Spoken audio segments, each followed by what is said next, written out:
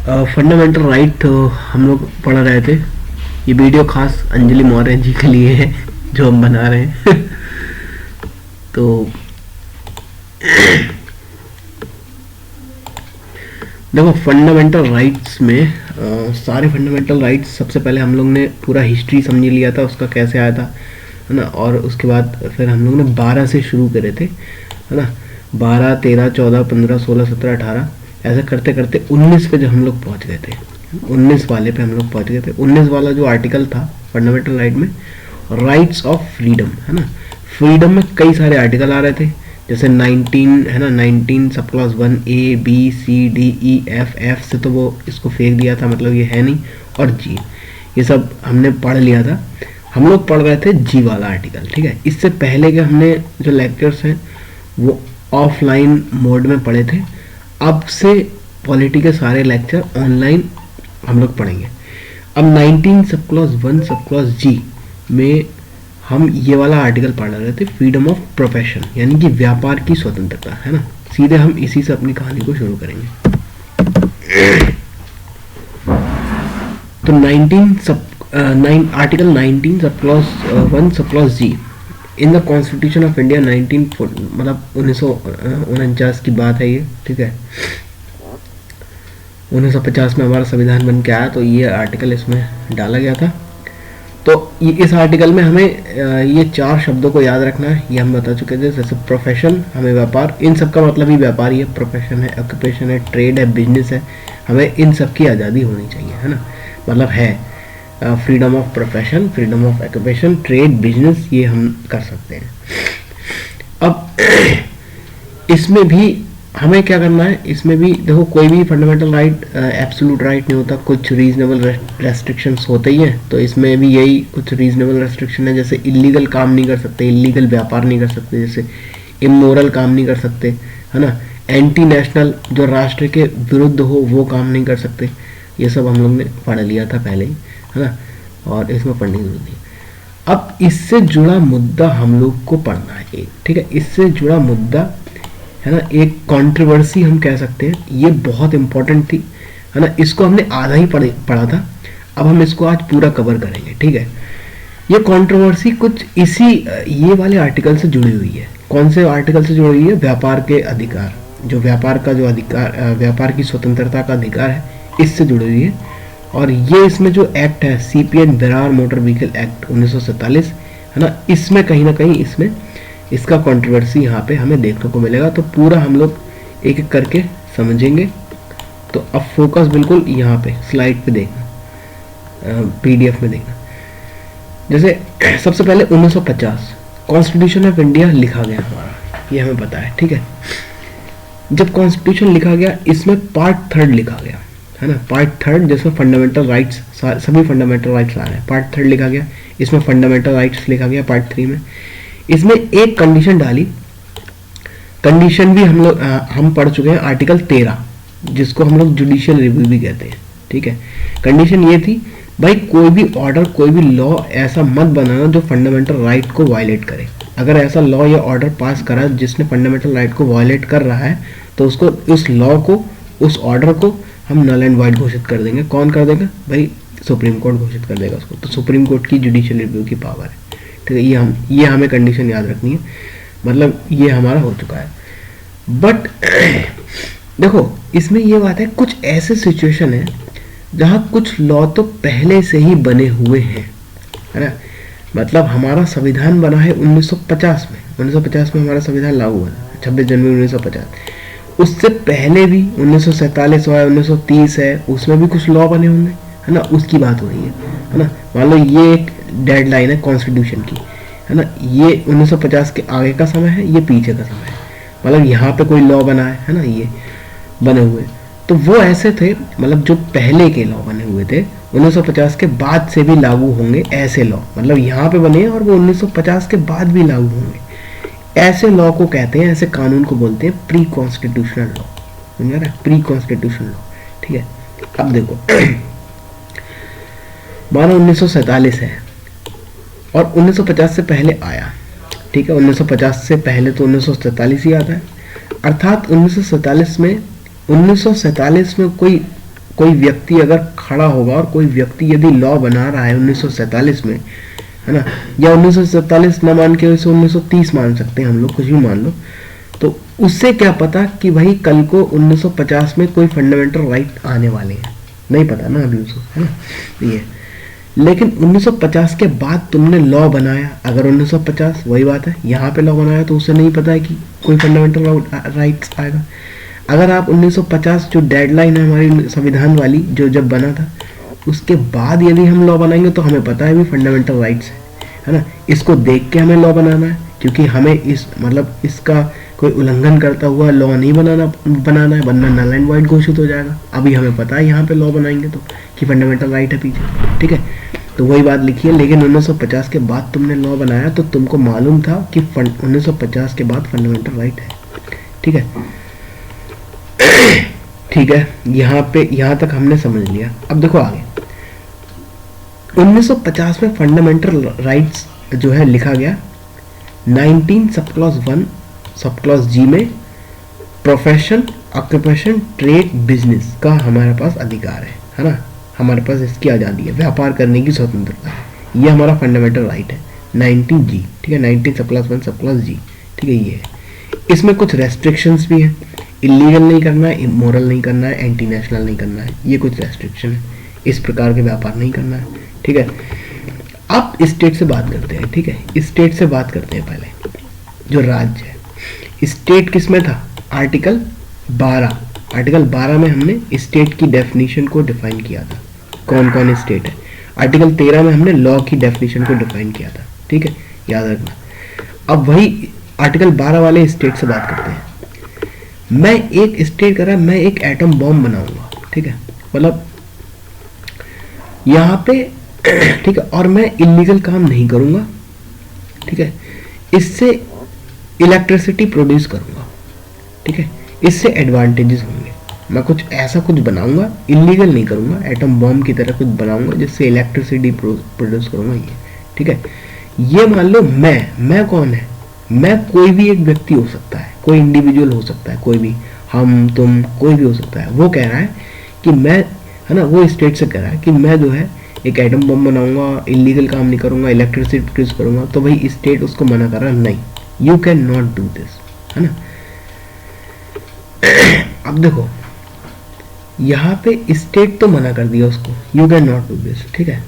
अब मैं तो, अब स्टेट ये कह रहा है, स्टेट कह रहा है, ठीक है, ये मैं यहाँ पे स्टेट है, यहाँ थोड़ा सा ये ध्यान रखना, मैं तो आईआईटी के इंजीनियर्स यूज करूंगा, इलीगल नहीं करूंगा कुछ भी, है, और फिर भी नो स्टेट, वही मैं ये मतलब ये वही इंडिविजुअल है, फिर भी स्टेट ने इसको मना कर दिया, ठीक है, कि नहीं तुम ऐसा कुछ नहीं कर सकते, नो स्टेट, ठीक है। क्योंकि क्यों नहीं कर सकते भाई, क्योंकि हमें प्रोफेशन को कुछ चीज़ों को अलाउ नहीं कर सकते, कुछ प्रोफेशन को हम अलाउ नहीं कर सकते इंडिविजुअल को करने के लिए, क्योंकि कुछ चीज़ों पर स्टेट की मोनोपोली है। ये एक आम व्यक्ति नहीं कर सकता, ये सारी जो चीज़ें हम लोग कर रहे हैं ना इलीगल, ये आम व्यक्ति नहीं कर सकता, लेकिन ये स्टेट कर सकता है। यहाँ पे ये स्टेट से बात कही जा रही है, ठीक है। तो ये काम कोई इस इंडिविजुअल नहीं कर सकता, एटम बॉम्ब नहीं बना सकता, है ना, और ये सब ये इलीगल नहीं कर सकता, लेकिन स्टेट कर सकता है। स्टेट ये क्या कह रहा है, हमें प्रोफेशन कुछ चीज़ों को अलाउ नहीं कर सकते, प्रोफेशन को कुछ चीज़ों को कुछ व्यक्तियों के हाथ में अलाउ नहीं कर सकते, ये स्टेट की मोनोपोली है, ठीक है। यह तुम नहीं कर सकते, कोई व्यक्ति नहीं कर सकता, लेकिन स्टेट कर सकता है, ठीक है, स्टेट ये कर सकता है, स्टेट की मोनोपोली है, एक अधिकार जिसको स्टेट कर सकता है, ये कर रहा है। अब देखो, वी नो डैट, हम जानते हैं, law must be clear and written, भाई लॉ को एकदम क्लियर और बिल्कुल साफ सुथरा होना चाहिए, है ना, कोई भी झोल नहीं होना चाहिए लॉ में, है ना। तो रोको जरा, ये बोल रहा है भाई स्टेट की मोनोपोली होगी, यह तुमने नहीं लिखा। फंडामेंटल राइट आप चेक करो, 1950 का जो भी कॉन्स्टिट्यूशन था उसमें कहीं नहीं लिखा है कि स्टेट ऐसा कुछ व्यापार कर सकता है, कहीं नहीं लिखा है। वो तो सिंपल इंडिविजुअल को कह रहा है कि भाई व्यापार करने की स्वतंत्रता हो, है ना, ऐसा तो कहीं लिखा नहीं है ना, लेकिन ऐसा नहीं लिखा है ना। अब यहाँ तक आपको समझ में आएगा। अब इसके बाद ये देखो, एक केस हम लोग पढ़ने जा रहे हैं, 1947 का एक केस है, CP and Berar motor vehicle act 1947 ये बनाया गया था। सीपी मतलब सेंट्रल प्रोविंस, प्रांत वगैरह जो होते थे ना हमारे, तो ये एक्ट याद रखना, CP and Berar motor vehicle act 1947 में ये आया था, 1947 में, ठीक है। चूंकि 1950 में कॉन्स्टिट्यूशन आया, आर्टिकल 19 सब क्लॉज 1G इसमें लिखा गया, you can do any profession, ये कह रहा है भाई, ये फंडामेंटल राइट कह रहा है कि you can do any profession, occupation and business and trade, कुछ भी आप व्यापार कर सकते हो, ये तो ये कह रहा है fundamental. But CP and Berar motor vehicle act amendment के अनुसार state can do monopoly, state जो है मोनोपोली एक अधिकार कर सकता है व्यापार पर, मतलब किसी ये मोटर व्हीकल एक्ट है ना, ये इस पर। अब इसकी मैं थोड़ी सी बैकग्राउंड में कहानी समझाते हैं हम लोग, ठीक है, थोड़ा इसको देखते हैं। देखो यहाँ पे ये बात है 1947 के आसपास, हम ये भी कह सकते हैं जैसे ये मध्य प्रदेश का एक कानून था, है ना, मध्य प्रदेश एक कानून था, CP and Berar motor vehicle act, ठीक है। इसमें ये था, पहले देखो, पहले जो था मोटर व्हीकल के लिए जैसे गाड़ी वगैरह बनाते थे, मारुति वैन वगैरह जब बनती थी, है ना, गाड़ी वगैरह बनाते थे, मोटरसाइकिल वगैरह बनाते थे, उसके लिए क्या चाहिए, उसके लिए स्टील चाहिए, है ना, और स्टील जो है बाहर से आता था, एक्सपोर्ट इंपोर्ट होता था, बाहर से आता था, है ना, इसका हम लोग आयात करते थे, तो भाई भारत का जो फॉरेक्स रिजर्व है उस पर जो है थोड़ा सा दबाव बढ़ता था, है ना। तो उन्होंने क्या कहा, हर कोई जो है मोटर व्हीकल मत बनाओ, जिससे सभी लोग स्टील का ज़्यादा इस्तेमाल करेंगे तो हमें ज़्यादा स्टील मंगानी पड़ेगी, है ना। एक कानून बना देते हैं, स्टेट ये कह रहा है 1947 में, 1950 के पहले की बात हो रही है, एक कानून बना देते हैं जिससे ये मोटर व्हीकल एक्ट, मतलब जो स्टील का ये मोटर व्हीकल एक्ट या मोटरसाइकिल बनाने का या मोटरसाइकिल या मोटर व्हीकल में काम करने का जो भी जिम्मा है वो हम अपने पास रखते हैं, स्टेट के पास रखते हैं, है ना। हम ये डिसाइड करेंगे कि कितनी जो है गाड़ियां बननी है, कितना वो बनना है, ये सब। तो इस पे, इस कानून से क्या होता है, state can do monopoly, state ये अपना एक अधिकार कर सकता था, ठीक है। CP and Berar motor vehicle act ये अमेंडमेंट हुआ था इसके अनुसार, ठीक है, ये कह रहा है। तो यहां से समझ में आया आपको। अब देखो, अगर मैं 1950 में हूं और मैं मध्य प्रदेश में, ये बहुत ध्यान से समझना, अगर मैं 1950 में हूं और मैं मध्य प्रदेश में मोटर व्हीकल का काम करना चाहता हूं, मतलब मैं व्यापार करना चाहता हूं मोटर व्हीकल का, ठीक है, मोटरसाइकिल का या गाड़ी का, वैन का, कुछ भी मोटर व्हीकल का काम करना चाहता हूं या व्यापार करना चाहता हूं 1950 में, तो मैं नहीं कर सकता। क्यों नहीं कर सकता? क्योंकि इस पर स्टेट की मोनोपोली है, क्योंकि पीछे कौन है, ये कानून खड़ा हुआ है पीछे, CP and Berar motor vehicle act, है ना, ये है। तो क्या इसकी सजा ये है कि लॉ को, ये जो लॉ है इसको नल एंड वॉइड घोषित करना है? मतलब यहां पे कहने का मतलब ये है कि हमारा तो क्या है, हमारा तो फंडामेंटल राइट है, हम कोई भी व्यापार कर सकते हैं, और स्टेट हमें मना कर रहा है इस कानून के द्वारा कि नहीं तुम मत करो, है ना, ये मोटर व्हीकल वाला काम मत करो तुम, है ना। तो कहीं ना कहीं क्या है, ये तो फंडामेंटल राइट का उल्लंघन हो रहा है, नहीं हो रहा है, हमारा व्यापार करने से रोक रहा है, ये कानून रोक रहा है। तो इस कानून को हमें नल एंड वॉइड घोषित कर देना चाहिए, अमान्य घोषित कर देना चाहिए, ठीक है। तो भाई नहीं, ऐसा नहीं कर सकते। क्यों? क्योंकि यह प्री कॉन्स्टिट्यूशनल लॉ है, यानी कि ये 1947 ये डेडलाइन है, जहां पे मान लो 1950 है, ये संविधान बना है, संविधान बनने से पहले का ये कानून है। इस कानून को क्या पता कि कोई आगे फंडामेंटल राइट आने वाला है, ये प्री कॉन्स्टिट्यूशनल लॉ है ना। क्योंकि मुझे पता नहीं है कि बाद में तुम फंडामेंटल राइट बनाओगे। यहाँ पे जो लॉ बना था CP and Berar motor vehicle act, ये बनाने वालों को नहीं पता था कि आगे कोई फंडामेंटल राइट आने वाला है। अगर ये लॉ 1950 के, ये CP and Berar motor vehicle act वाला 1950 के बाद अगर होता तो हाँ जरूर नल एंड वॉइड घोषित हो जाता, क्योंकि कहीं ना कहीं इससे व्यापार करने की जो स्वतंत्रता है वो कहीं ना कहीं बाधित हो रही थी, तो ये नल एंड वॉइड घोषित हो जाता अगर ये 1950 के बाद आता कानून, है ना, क्योंकि ये फंडामेंटल राइट को उल्लंघन करता तब तो ये इसको नल एंड वॉइड घोषित कर देते हम, ठीक है। अब यहां तक आपने समझ लिया है। अब देखो, अब हम पढ़ने जा रहे हैं ज्योग्राफी, थोड़ा सा इसको ज्योग्राफी से थोड़ा वो करेंगे, हम लोग कनेक्ट करेंगे। देखो मान लो ये सन है, ये सूरज है, सन, ठीक है, सूरज, सूर्य, ठीक है, और ये प्री कॉन्स्टिट्यूशनल लॉ है, ठीक है। ये चंद्रमा है, चंद्रमा क्या है, फंडामेंटल राइट है, ठीक है। ये अर्थ है, ये अर्थ है, ठीक है। ये इंडिविजुअल है जो व्यापार करना चाह रहा है, ऐसे समझ सकते हो, ठीक है। ये चंद्रमा धीरे धीरे क्या आ रहा है, अगर चंद्रमा धीरे धीरे इसके आगे आ जाए तो क्या कहते हैं हम इसको, इक्लिप्स हो गया। ये तो इक्लिप्स कहते हैं इंग्लिश में, है ना। हिंदी में पता नहीं क्या कहते हैं, चंद्रग्रहण या सूर्यग्रहण जो भी कहते हो देख लेना। तो यहाँ पे क्या होता है, चंद्रमा ने सन को ढका है, चंद्रमा ने सन को ढक लिया है, ठीक है, ढका है ना। इसको पूरी तरीके से अमान्य नहीं करा है, चंद्रमा ने ढक लिया। अगर ये चंद्रमा यहाँ आ जाए, यहाँ पे आ जाए, सूर्य के सामने आ जाए, तो क्या सूर्य बिल्कुल खत्म हो जाएगा? नहीं नहीं, सूर्य को खाली ढकेगा ना। इसी प्रकार से अब देखो, यानी कि यहाँ पे ये कहा जा रहा है भाई प्री कॉन्स्टिट्यूशनल लॉ था CPN Berar motor vehicle act 1947 में, है ना, 1950 के पहले। यह अपना जीवन काट रहा था, ये तो अपना सही चल रहा था, है ना भाई। स्टेट ने तो ठीक लॉ बनाया, है ना, स्टेट की कुछ मोनोपोली होगी, एक अधिकार होगा मोटर व्हीकल एक्ट पर, है ना कहीं फॉरेस्ट रिजर्व का दबाव था तो उसने बना दिया, नहीं मोटर व्हीकल में हमारे हिसाब से काम होगा, है ना, आप नहीं कर सकते काम, तो इसने बना दिया। अच्छा खासा ये अपना जीवन काट रहा था। अचानक 1950 में इसके सामने फंडामेंटल राइट आ गए। इस फंडामेंटल राइट ने जब तक, अब देखो, जब तक फंडामेंटल राइट लागू है तब तक सन यानी कि प्री कॉन्स्टिट्यूशनल लॉ लागू नहीं हो सकता, ठीक है। यानी कि जब तक चंद्रमा इसके आगे है सूर्य के, प्री कॉन्स्टिट्यूशनल लॉ के, है ना, तब तक क्या है, सूर्य हमें दिखाई नहीं देगा। यही तो बात है, मतलब जब तक fundamental right pre constitutional law के आगे आया हुआ है तब तक ये क्या है, तब तक जो प्री कॉन्स्टिट्यूशनल लॉ है वो लागू नहीं होगा।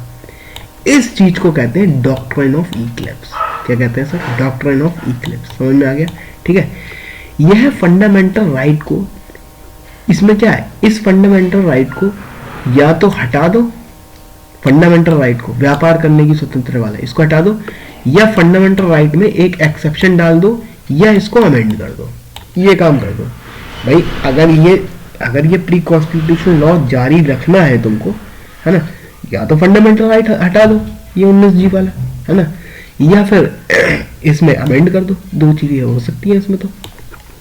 तो इसमें जो है अमेंडमेंट किया गया, संशोधन किया गया।